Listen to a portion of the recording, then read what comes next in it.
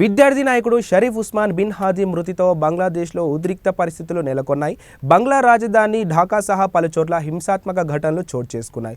చట్టోగ్రామ్లోని భారత assistant high commission కార్యాలయాన్ని ఆందోళనకారులు ముట్టడించారు. భారత్ అవామీ లీగ్ పార్టీకి వ్యతిరేకంగా నినాదాలు చేశారు.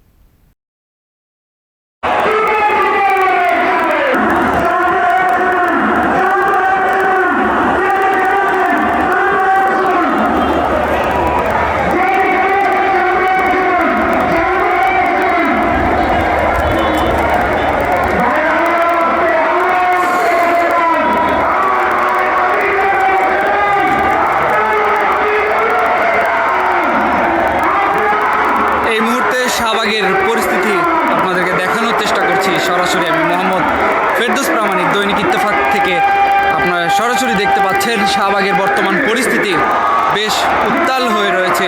শাহবাগের আনাচে কানাচে নেতাকর্মী